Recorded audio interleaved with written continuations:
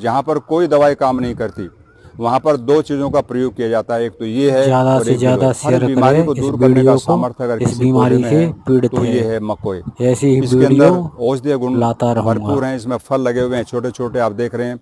ये पकने के बाद में काले हो जाते हैं। ये दो प्रकार की होती है, एक रेड कलर के फल होते हैं और एक ब्लैक कलर के होते हैं, लेकिन ये ब्लैक वाली और यही ज़्यादा उत्तम मानी जाती है नेत्रों के लिए। आँखों की कोई भी बीमारी है, चाहे कम दिखता है, रात्रि में नहीं दिखता है, आँखों में लाली है या दर्द होता है, ज्योति धीरे धीरे हमारी कम होती जा रही है, कि भी किसी भी अवस्था में नेत्र रोगों में आप इसका प्रयोग कर सकते हैं।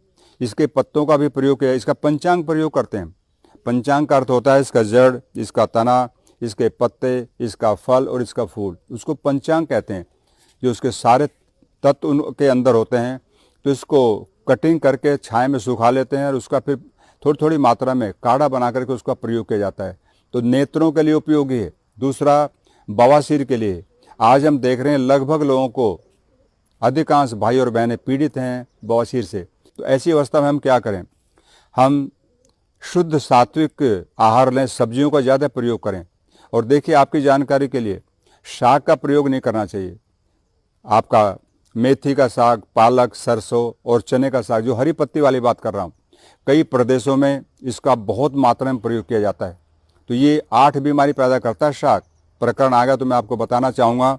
एक तो हड्डियों को गलाता है, दूसरा सुंदरता को नष्ट करता है, जिसके लिए हम लाखों रुपया खर्च करते हैं साल में, और तीसरा शक्ति का ह्रास करता है, बुद्धि का नाश करता है शाक, और मेमोरी को लॉस करता है, बालों को बिना समय सफ़ेद करता है और नेत्र ज्योति को का नाश करता है। शाक की बात कर रहा हूँ, मेथी, पालक, सरसों, चना। इसका शाक खाएंगे तो आपका, इसका शाक भी बनता है, इसका शाक भी बना के खा सकते हैं आप, लेकिन उन शाकों का प्रयोग आयुर्वेद में निषेध किया गया।